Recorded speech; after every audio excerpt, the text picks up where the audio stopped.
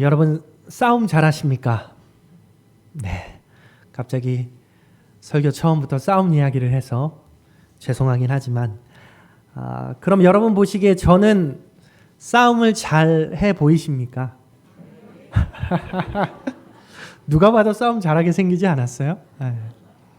저는 남중을 나왔고요.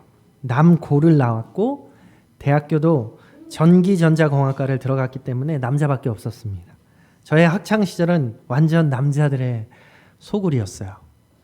그러니 그 사이에서 남자들끼리 얼마나 치고받고 싸우는 일들이 많았겠습니까? 특히 중학교 시절에 참 많았던 것 같습니다. 입안에서 싸움 났다고 하면 우르르 몰려가서 싸우고 구경하고 또 저 반에서 싸움이 났다고 하면 그리로 우르르 몰려가고 이런 날들이 많았던 기억이 있습니다.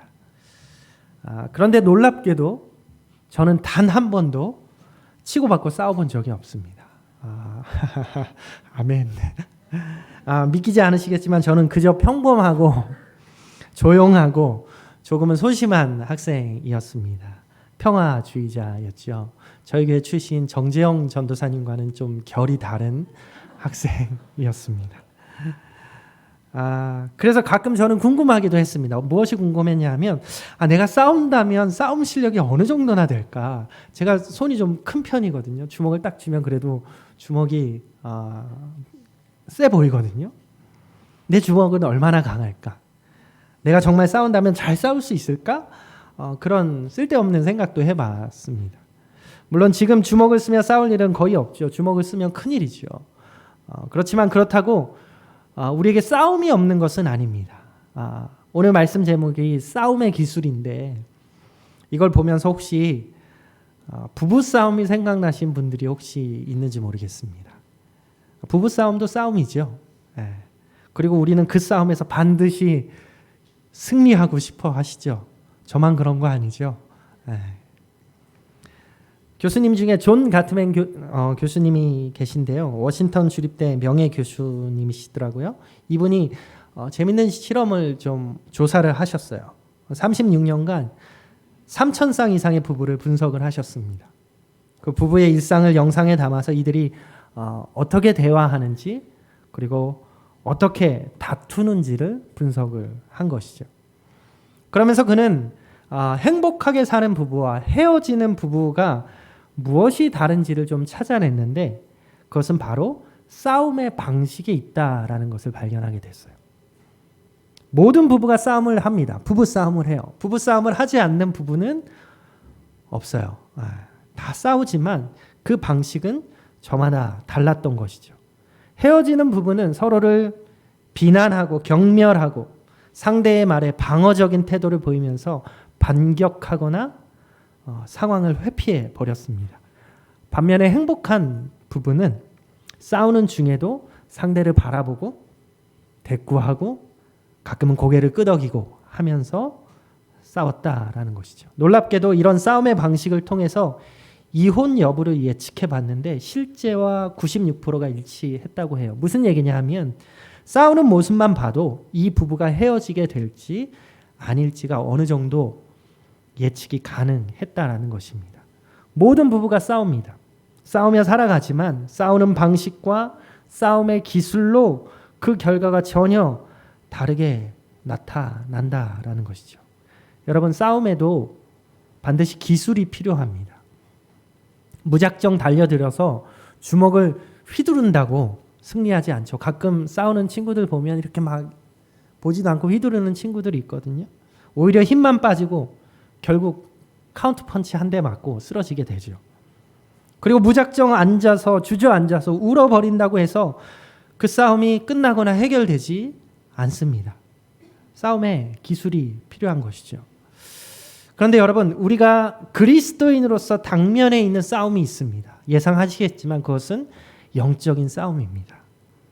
우리가 예수 그리스도를 주로 고백하고 살아가는 그리스도인이라면 이 영적 싸움은 피할 수 없는 싸움인 것이죠. 그리고 이 싸움에도 반드시 기술이 필요하고요. 전술이 필요합니다. 무작정 주먹을 휘두른다고 승리할 수 없고 무작정 주저앉아서 울어버린다고 해결되지 않습니다. 어떻게든 예수 믿는 자들을 실족시키고 좌절시키려는 이 악한 세력, 사단의 세력은 결코 만만한 세력이 아닙니다. 우리가 얕볼 수 있는 세력이 아니라는 것이죠. 그 악한 세력은 여전히 공중의 권세를 잡고 있고 우리에게 조금이라도 틈이 생기면 달려들어서 물어 뜯어버리는 우는 사자처럼 우리를 지금도 지켜보고 있습니다. 그래서 에베소서에서는 마귀에게 틈을 주지 말라라고 강력하게 말하고 있습니다. 여러분, 우리는 치열한 싸움 가운데 살아가고 있습니다. 보이지 않는 영적인 싸움이지만 그 어떤 싸움보다 맹렬하고 치열하고 치명적이고 중요한 싸움입니다. 이런 싸움을 우리가 아무런 기술 없이 아무런 전술 없이 싸운다는 것은 말도 안 되는 소리이지요. 우리가 새롭게 2025년을 지난주에 다시 한번 시작했잖아요. 저는 새해에 여러분들이 잘 싸우셨으면 좋겠습니다. 우리에게 다가오는 영적 싸움을 여러분이 잘 싸워내셨으면 좋겠습니다. 그러기 위해서는 싸움의 기술이 필요한 것이죠. 오늘 본문 말씀을 통해서 우리는 아브라함이 보여주는 싸움의 기술을 보게 됩니다. 그가 어떤 방식으로 어떤 전술로 그 싸움을 싸워나갔는지를 살펴본다면 영적 싸움을 오늘날에도 싸워가는 우리에게 전략을 세우고 그 기술을 익히는 데 큰 도움이 될 것입니다. 오늘 말씀을 통해 아브라함의 싸움의 기술을 잘 배워가기를 원합니다. 먼저 여러분이 알고 있는 아브라함은 어떤 사람인가요? 아브라함 이름 앞에 붙는 여러 가지 수식어들이 있는데 어떤 수식어가 생각나십니까? 믿음의 조상 아브라함, 그리고 열국의 아비 아브라함, 그리고 하나님의 벗 아브라함도 있죠. 하나님께서 친구라고 칭하셨던 아브라함이죠. 그리고 끈질긴 중보자 아브라함, 50명, 40명, 30명 이렇게 계속 기도했던 중보했던 아브라함을 기억하시죠? 이런 것들이 있어요. 그런데 혹시 군사 아브라함 여러분 들어보셨습니까? 군사로서의 아브라함, 전쟁을 지휘하는 군사로서의 아브라함은 사실 우리에게 좀 생소한 이름이죠. 별칭이죠. 그런데 오늘 본문에 나타난 아브라함의 모습은 전쟁에 참전해서 싸우는 군사로서 등장을 하고 있습니다. 물론 이 전쟁은 아브라함이 먼저 시작한 전쟁은 아니었습니다. 그것과는 무관하게 아브라함의 조카였던 롯의 사로잡힘으로 인해서 아브라함이 개입하게 된 전쟁입니다. 그러나 사실 이 전쟁은 구약의 대부분의 전쟁과 마찬가지로 단순히 인간들 사이의 전쟁이 아니에요.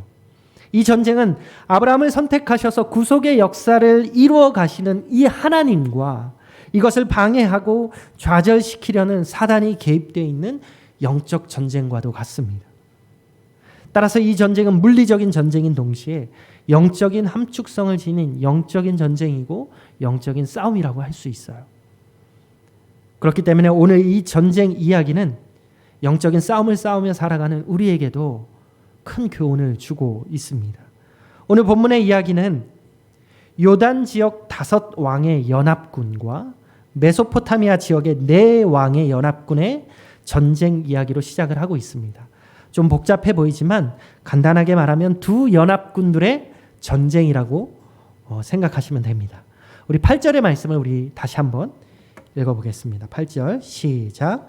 소돔 왕과 고모라 왕과 아드마 왕과 스보임 왕과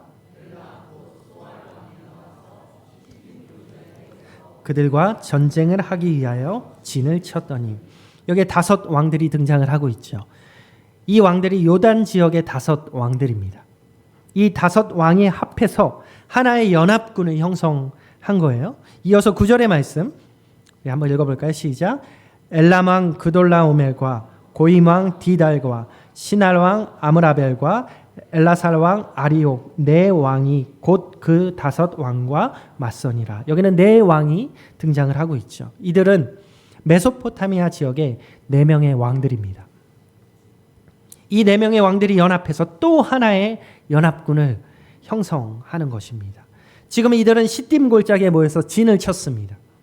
그러니까 지금의 사해 지역의 모여서 전투 태세를 갖추고 있는 것입니다. 근데 여러분, 왜 이들이 이렇게 연합해서 싸우게 되었을까요? 이 전쟁이 벌어지게 된 이유를 앞선 절의 4절에서 간단하게 기록을 하고 있는데, 우리 그 이유를 한번 읽어봅시다. 시작. 이들이 12년 동안 그돌라오멜을 섬기다가 제13년에 배반한지라. 여기서 이들이라고 말하는 이들은 누구냐면 아까 말한 연합군, 5왕의 연합군들을 말합니다. 연합 5왕들을 말하고 있어요. 이들이 요단 지역의 5왕들이 엘람의 왕이었던 그돌라오멜에게 12년 동안 조공을 바치고 있었어요. 그런데 13년째 되는 해에 이들이 일제히 조공을 보내지 않습니다. 이 요단 지역의 5왕들이 연합해서 이 그돌라오멜에게 반역하려고 하는 것이죠. 배반인 것이죠. 그러니까 이 그돌라오멜 왕이 가만히 있을 리가 없습니다. 그도 연합군을 만들어요. 그렇게 만들어진 연합군이 아까 읽었던 9절의 연합군, 메소포타미아 지역의 4명의 왕들입니다. 5왕들과 4명의 왕들, 이 두 연합군이 전쟁을 벌이게 되지요. 이 전쟁이 어떻게 진행됐는지는 그 과정이 성경에 자세하게 기록되어 있지는 않습니다. 아까 읽었던 9절 말미에 보면 내 왕이 그 5왕과 맞서니라 라는 짧은 묘사로 넘어가고 있습니다. 그러나 이들의 전쟁을 만약에 자세히 묘사했더라면 웬만한 책 한 권으로는 부족했을 것입니다. 수많은 사람들이 죽고 부상당했겠죠. 피가 튀고 신체의 일부가 잘려나가고 비명소리가 난무했을 것입니다. 전쟁은 장난이 아닌 것이죠. 전쟁은 긴박하고 위험하고 처절한 것입니다. 사실 우리의 영적 싸움, 영적 전쟁도 다를 바가 없습니다. 어쨌든 이 전쟁의 결과가 어떻게 되었을까요? 메소포타미아 연합군 4명의 왕들의 완벽한 승리로 돌아갑니다. 소돔과 고모라 왕이 속해 있던 요단 지역의 연합군들 5왕들은 완벽하게 패배하게 되지요. 그들은 도망가다가 아까 우리가 읽었던 것처럼 역청구덩이에 빠지기도 하고 일부는 산으로 도망을 가기도 했습니다. 승리한 연합군들의 왕들은 소돔과 고모라의 재물과 식량을 약탈하고 사람들을 포로로 잡아가게 됩니다. 본문 12절에 의하면 그때 소돔에 살고 있던 아브라함의 조카 롯도 사로잡혔고 모든 재산도 빼앗기게 됩니다. 우리 12절의 말씀을 우리 한 번 더 읽어봅시다. 시작. 소돔에 거주하는 아브라함의 조카 롯도 사로잡고 그 재물까지 노략하여 갔더라. 롯도 사로잡혔어요. 그가 가지고 있던 재물까지도 다 빼앗겨 버렸습니다. 그런데 우리가 지금 읽은 이 12절 말씀에서 우리가 그냥 지나치기 쉬운 문장이 하나가 있어요. 가장 첫 절에 있는 소돔에 거주하는 아브라함의 조카 롯이라는 문장이에요. 이것을 우리가 좀 생각해 볼 필요가 있습니다. 지금 이 문장에 의하면 롯이 어디에 살고 있었다라고 말하고 있습니까? 소돔에 살고 있어요. 악의 중심지였어요. 악의 중심지였던 이 소돔에 롯이 살고 있습니다. 그런데 성경을 보면 롯이 땅을 선택해서 아브라함과 헤어져 땅을 선택해서 갈 때 보면 그가 소돔으로 바로 가지는 않았습니다. 성경의 기록을 보면 롯이 소돔과 고모라가 있는 요단 지역을 선택하여 갔다라고 기록을 하고 있어요. 그리고 롯은 요단 지역 여러 도시들을 돌아다니면서 살기 시작했습니다. 그러다가 어떻게 했겠습니까? 점점 소돔 가까이에 자리를 잡아요. 그리고 지금 14장에 와서 롯은 어디에 살고 있어요? 악의 중심지인 소돔 안에 거주하고 있습니다. 여러분, 언제나 이런 식입니다. 우리 예수 믿는 사람들이 처음부터 하나님을 떠나서 세상적으로 살겠다고 작정하는 사람은 없어요. 그렇다면 세상은 어떻게 믿음의 사람들을 집어삼키는가? 단번에 집어삼킬까요? 아니에요. 천천히 내가 변하는 것을 인지하지 못할 정도로 천천히. 그래서 내가 악의 중심에 가서 들어앉아 있는 것도 전혀 모르게 우리를 서서히 침범해 옵니다. 그렇게 롯은 점점점 소돔 가까이에 가게 된 것이죠. 처음에는 바깥 마을을 돌아다니다가 소돔 가까이로 이사했다가 이제는 소돔 안으로 들어갑니다. 그리고 나중에는 소돔 성문에 앉아있는 유지가 되어서 살아갑니다. 여러분, 롯은 세속적인 신자의 전형이라고 할 수 있습니다. 그는 믿음이 아니라 눈에 보이는 것으로 삶의 선택을 결정했어요. 종교적인 몸짓을 해요. 예배에 참석할지는 모르겠어요. 그러나 그는 세상의 가치를 가지고 사는 사람이었어요. 하나님께서 약속하신 땅을 떠나서 죄악된 세상의 질서에 깊숙이 빠져 사는 사람이었어요. 그랬기 때문에 그는 지금 전쟁의 포로가 되어버렸고 위험한 상황에 처하게 된 것이죠. 아니, 어쩌면 그는 전쟁의 포로가 되기 이전에 이미 세상의 포로가 되어버렸는지도 모르겠습니다. 자, 이런 롯의 소식을 아브라함이 듣게 됩니다. 삼촌 아브라함이 듣게 돼요. 13절의 말씀 우리 다시 한번 읽어보겠습니다. 시작. 도망한 자가 와서 히브리 사람 아브라함에게 알리니 그때 아브라함이 아모리 족속 마므레의 상수리 숲을 근처에 거주하였더라. 마므레는 에스골의 형제요 또 아넬의 형제라. 이들은 아브라함과 동맹한 사람들이더라. 누군가 아브라함에게 와서 그 소식을 전하죠. 아마 롯의 하인이나 가축을 치던 목자로 추정되는 이 도망한 자가 모든 상황을 아브라함에게 알려주게 됩니다. 아브라함은 이 다급한 소식을 듣고 어떻게 해야 할지 고민에 빠졌을 것 같아요. 롯을 구하러 간다면 그가 지불하게 될 대가는 어마어마합니다. 지금 그냥 동네 깡패에게서 롯을 구출해 오는 게 아니잖아요. 상대는 막강한 전력을 소유한 메소포타미아 연합군이에요.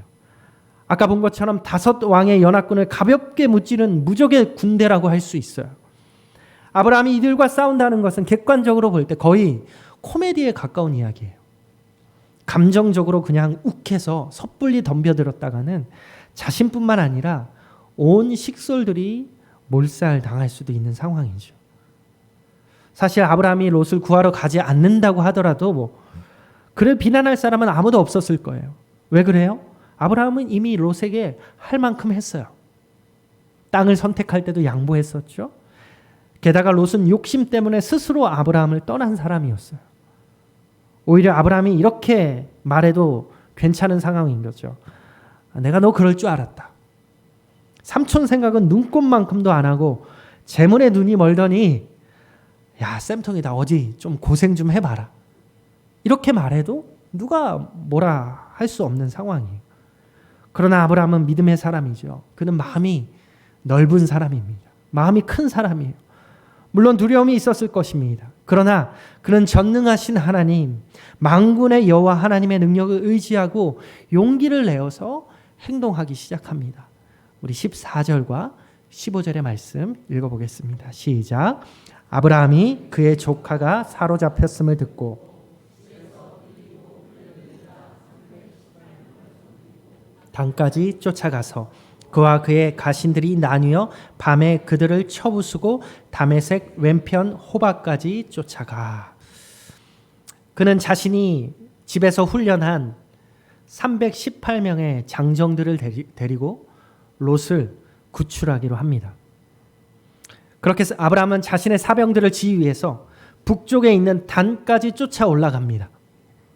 그리고 이 사병들을 몇 그룹으로 나눠서 몇 패로 나누어서 야밤에 기습 공격하는 전술을 펼쳐요. 자세한 상황을 알 수는 없지만 이 야밤에 한밤중에 거행된 이 기습 공격은 적들의 허를 찔렀고 일순간 적들은 혼란과 두려움에 빠뜨리게 합니다. 그들은 다메섹 좌편 호바까지 적들을 내몰았고 모든 빼앗겼던 것들과 포로들과 조카 롯을 되찾아오게 됩니다. 우리 16절의 말씀, 오늘 본문 마지막 말씀이죠. 한번 읽어봅시다. 시작. 모든 빼앗겼던 재물과 자기의 조카 롯과 그의 재물과 또 부녀와 친척을 다 찾아왔더라. 여러분, 절대 불가능할 것 같이 보였던 이 아브라함의 미션, 아브라함의 전쟁은 이렇게 성취되게 됩니다. 승리로 끝나게 됩니다. 여기까지가 오늘 본문의 전쟁 이야기죠. 아브라함이 싸웠던 이 전쟁 이야기, 전쟁 스토리를 통해서 우리는 전쟁에서 승리할 수 있는 몇 가지 싸움의 기술을 배울 수 있습니다. 서두에 이야기했던 것처럼 우리도 동일한 영적인 전쟁, 영적인 싸움 가운데 살아가고 있어요. 그렇기 때문에 이 아브라함의 승리의 전술은 여러분 각자의 영적 싸움에도 정말 필수적인 전술이 되는 것입니다. 간단하게 4가지 싸움의 기술을 우리가 알아볼 텐데 그 첫 번째 싸움의 기술은 이것입니다. 전쟁은, 싸움은 하나님께 속한 것이라는 사실입니다. 우리가 싸움에서, 우리가 이 전쟁에서 이기기 원한다면 먼저 분명히 인식하고 있어야 할 사실입니다. 그것은 전쟁이 하나님께 속한 것이다 라는 사실이죠. 이것을 인식하는 것이 가장 중요한 첫 번째 전술, 첫 번째 기술이에요. 오늘 본문에서 아브라함은 객관적으로 볼 때 게임이 되지 않는 싸움을 했습니다. 그러나 그에게는 믿음이 있었어요. 어떤 믿음일까요? 하나님께서 자신에게 승리를 주실 것이라는 믿음이에요. 믿는 자가 하나님의 영광을 위해서 영적인 싸움을 싸워 나갈 때 그 싸움은 하나님께 속한 것입니다. 영적인 싸움은 우리의 전쟁이 아니에요. 우리의 능력으로는 싸워도 이길 수가 없습니다. 사실 상대는 우리와 비교할 수 없을 만큼 굉장한 전력을 가지고 있어요. 사도 바울은 우리가 싸우는 싸움에 대해서 이렇게 기록하고 있습니다. 에베소서 6장 12절에 사도 바울의 이야기를 들어봅시다. 시작. 우리의 씨름은 혈과 육에 대한 것이 아니요 정사와 권세와 이 어둠의 세상 주관자들과 하늘에 있는 악의 영들에게 대함이라. 바울이 말한 것처럼 우리의 적은 단순한 사람이 아니에요. 그것은 어둠의 세상 주관자들이고 하늘에 있는 악한 영들입니다. 우리는 영적인 전쟁에서 우리의 원수의 힘을 결코 과소평가할 수 없습니다. 아니, 우리는 우리 힘으로 결코 그들을 이길 수가 없습니다. 그렇기 때문에 우리는 우리 힘이 아닌 하나님을 절대적으로 의지해야 합니다. 10대 후반의 소년이었던 목동 다윗이 철옹성과 같은 골리앗과 맞섰을 때, 그리고 기드온이 300명만으로 미디안의 대군과 맞섰을 때 그 불가능한 전쟁을 승리로 이끄신 분은 분명 하나님이셨습니다. 우리 다윗의 고백을 한번 들어볼까요? 우리가 너무 잘 알고 있는 말씀이죠. 사무엘상 17장 47절 말씀 읽어보겠습니다. 시작. 여호와의 구원하심이 칼과 창에 있지 아니함을 이 무리에게 알게 하리라. 전쟁은 여호와께 속한 것인즉 그가 너희를 우리 손에 넘기시리라. 여러분, 영적인 전쟁은 하나님께 속한 것입니다. 하나님은 숫자로 일하시는 분이 아니십니다. 그분은 성령의 능력으로 우리의 전쟁을 싸워 가시는 분이십니다. 우리가 할 일은 그분을 신뢰하는 것이고 그분께 기도하는 일입니다. 전쟁은 하나님께 속했다고 신뢰하는 것, 이것이 첫 번째 싸움의 기술인 것이죠. 두 번째 싸움의 기술은 바로 이것입니다. 하나님의 부르심에 헌신하는 것입니다. 싸움에서 이기려면 우리는 하나님의 높은 부르심에 반드시 헌신해야 합니다. 여러분, 아브라함은 그저 안락한 삶을 추구하지 않았죠. 만약 그가 안락한 삶만을 추구했다면 아브라함은 롯을 구출하는 그 위험한 일을 절대로 시도하지 않았을 것입니다. 아니, 애초에 고향 땅 갈대아 우르를 떠나는 그 안락한 곳에서 떠나는 일조차 없었을 것입니다. 그러나 그는 하나님이 인도하시는 약속의 땅에서 축복의 통로가 되라는 그 부르심에, 그 하나님의 그 부르심에 헌신하게 되죠. 그랬기 때문에 아브라함은 이 전쟁을 시도한 것입니다. 아브라함의 이 행동은 축복의 통로가 되라고 부르신 그 하나님의 소명, 그 하나님의 부르심에 그가 얼마나 헌신하고 있는지를 분명하게 보여주고 있습니다. 자기 조카 롯과 그 집 사람들에게도 아브라함이 축복의 통로가 되기 위해서 그는 개인적인 안정까지도 포기하고 있는 것이죠. 우리 또한 영적 전쟁에서 승리하려면 하나님의 부르심에 새롭게 헌신할 필요가 있습니다. 하나님은 그저 편안히 살라고 우리를 부르시지 않았어요. 이 세상의 빛과 소금이 되어서 영향력을 끼치며 축복의 통로가 되라고 우리를 부르셨어요. 우리는 이 하나님의 부르심에 헌신하고 순종할 때, 그 높은 부르심에 헌신할 때 우리는 승리할 수 있는 것입니다. 미국의 목사님 중에 존 오토버그라는 목사님이 계세요. 유명하신 목사님인데 그분이 이런 재미난 이야기를 했더라고요. 미국에서 1년에 46만 명이 부엌칼에 상처를 입고 10만 명이 전기톱 사고를 당하며 4천 명이 베개 때문에 부상을 당하지만 그것보다 훨씬 더 위험한 것은 안락 의자와 리모컨이다. 무슨 말일까요? 다른 어떤 물건보다 안락 의자와 리모컨이 훨씬 위험하다는 것 무슨 말일까요? 저는 여기에 스마트폰도 넣어야 될 것 같아요. 이것들은 우리들로 하여금 그 자리에 그냥 눌러 앉아 버리게 만듭니다. 그냥 현실에 안주하고 지금이 좋사오니 하면서 비전 없이 시간을 흘러보내게 만들어요. 하나님의 높으신 그 부르심 따위는 생각하지 못하게 하고 응답하지 못하게 하는 것이죠. 여러분, 다른 어떤 거대한 것이 우리를 하나님의 부르심 앞에 응답하지 못하게 만드는 것이 아니에요. 오히려 아무것도 아닌 것 같은 작은 일들, 편안한 소파, TV 리모컨, 내 손 안에 있는 스마트폰, 이런 것들이 우리를 주저앉게 만들어요. 다음에 하지 뭐, 다음에 가지 뭐, 오늘만 빠지는 건 뭐 괜찮겠지, 기회는 또 올 텐데, 이런 안일한 생각 속에서 주저앉게 만드는 것이죠. 하나님은 아브라함을 부르셨던 것처럼 오늘날 우리도 동일하게 부르시고 계세요. 축복의 통로로 사용하시기 위해서 빛과 소금의 영향력 있는 삶으로 우리를 오늘도 여전히 초대하고 계세요. 그 높으신 하나님의 부르심에 여러분 헌신하셔야 되는 거예요. 그럴 때 우리는 영적 싸움에서 승리할 수 있는 거예요. 편안한 안락을 의자에서 일어나셔야 하는 거예요. 세 번째 싸움의 기술은 용기입니다. 용기. 싸움에 이기기 위해 필수적인 또 하나의 전술이죠. 용기를 갖는 것입니다. 아브라함이 롯을 구출하기 위해서 막강한 메소포타미아 연합군을 쫓아간 것, 여러분 이게 얼마나 큰 용기가 필요했을까요? 엄청난 용기를 요구하는 일입니다. 아브라함이 천성적으로 겁이 없는 람보나 터미네이터 같은 사람이 아니에요. 우리가 기본적으로 알고 있는 아브라함이라는 사람은 오히려 겁쟁이에 가까운 사람이죠. 대표적인 일이 생각나지 않으세요? 아브라함이 기근을 피해서 애굽에 내려갔을 때, 이집트에 내려갔을 때 그는 겁이 나서 자기 아내를 뭐라고 말해요? 누이라고 속여요. 그리고 바로에게 넘겼던 사람이에요. 그랬던 아브라함이, 그런 겁쟁이 아브라함이 오늘 본문에서는 전혀 다른 모습을 보여줍니다. 롯이 사로잡혔다는 소식을 듣고 그는 곧바로 행동합니다. 롯을 구출하기로 합니다. 어떻게 그럴 수 있었을까요? 우리가 알아야 할 사실이 있어요. 용기라는 것이 두려움이라는 감정이 전혀 없다는 뜻이 아니에요. 오히려 용기는 무엇이냐면 감정적인 두려움이 있더라도 그럼에도 불구하고 하나님의 함께 하심을 믿고 옳은 일을 할 수 있는 힘, 그것이 용기인 것이죠. 이런 의미에서 아브라함은 하나님께서 약속하신 그 약속의 말씀을 기억하고 있었을 거예요.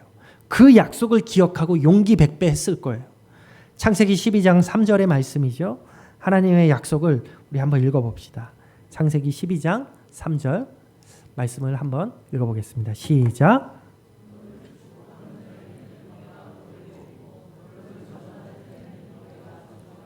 아브라함이 자기 고향 갈대아 우리를 떠날 때 하나님께서 하신 약속의 말씀이잖아요. 아브라함은 이 말씀을 믿었어요. 믿고 있었어요. 신뢰했어요. 그로 인해서 용기를 가질 수 있었어요. 여러분, 두려운 마음이 들거든 하나님의 임재와 하나님의 능력을 말해주는 우리도 하나님의 그 성경 말씀을 반드시 붙들어야 하는 거예요. 그리고 그 말씀을 믿고 두려움에 휘둘리기를 거부할 수 있어야 돼요.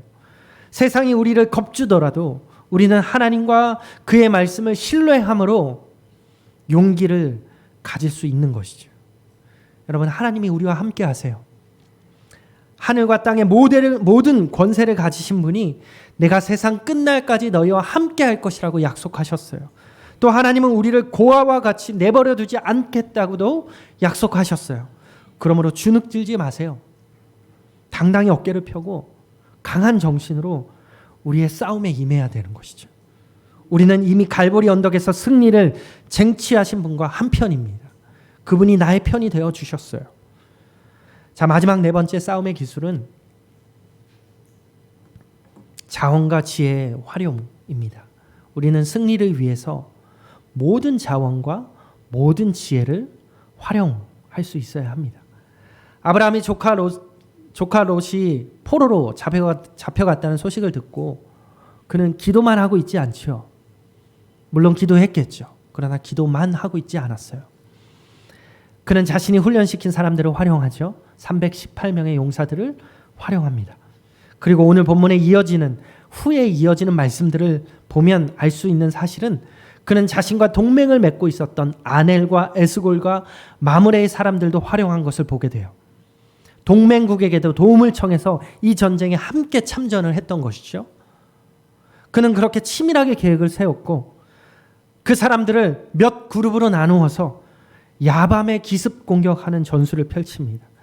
그는 승리를 위해서, 이 전쟁의 승리를 위해서 하나님이 자신에게 허락하신 모든 것들을 활용하고 지혜롭게 활용했어요. 우리가 상대하는 악한 영, 악한 세력은 절대로 바보가 아닙니다. 우리 잊지 말아야 돼요. 그래서 우리는 스스로를 준비하고 하나님께서 허락하신 지혜와 자원을 최대한 여러분 활용하셔야 돼요. 예수님께서 제자들에게 그렇게 말씀하셨죠. 너희들은 비둘기처럼 순결하고 뱀처럼 지혜로워라. 물론 우리의 지혜와 계획 때문에, 우리의 자원 때문에 승리한다는 말이 아니에요. 하나님은 그것들을 사용해서 싸우신다는 이야기예요. 우리는 우리의 가진 모든 것을 하나님의 영광을 위해서 드릴 수 있어야 돼요. 우리의 자원과 우리의 지혜를, 우리의 상상력과 창의력을 발휘해서 주님께 드려야 하는 것이죠.